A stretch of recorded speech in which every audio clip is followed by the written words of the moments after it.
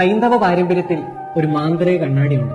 ഈ കണ്ണാടിയുടെ പ്രത്യേകത എന്നത് ആര് ഈ കണ്ണാടിയിൽ നോക്കുന്നോ കാണുന്നത് സ്വന്തം മുഖമല്ല, മറിച്ച് ഈ ലോകത്തിൽ ആരെയാണ് താൻ കൂടുതൽ സ്നേഹിക്കുന്നത് ആ ആളുടെ മുഖമാണ് ഈ മായ കണ്ണാടി പ്രതിഫലിപ്പിക്കുന്നത്. ഈ മായ കണ്ണാടി ആദ്യം ലഭിക്കുന്നത് ഹിഡുംബിക്കാണ്. ഹിഡുംബി ഇതിൽ നോക്കിയപ്പോൾ ആദ്യം കാണുന്നത് ഭീമനെയാണ്. ഹിഡുംബിക്ക് സന്തോഷമായി, കാരണം ഈ ലോകത്തിൽ താൻ ഏറ്റവും കൂടുതൽ സ്നേഹിക്കുന്നത് ഭീമനെയാണ്.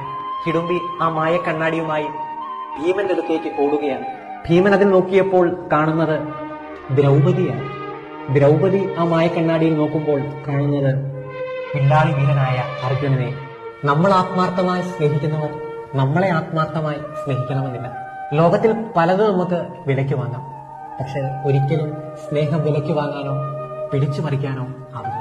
ദൈവത്തിന്റെ വചനം പറയുന്നു, മലകൾ അകന്നേക്കാം, കുന്നുകൾ മാറ്റപ്പെട്ടേക്കാം, എന്റെ അചഞ്ചലമായ സ്നേഹം നിന്നെ പിരിയുകയില്ല.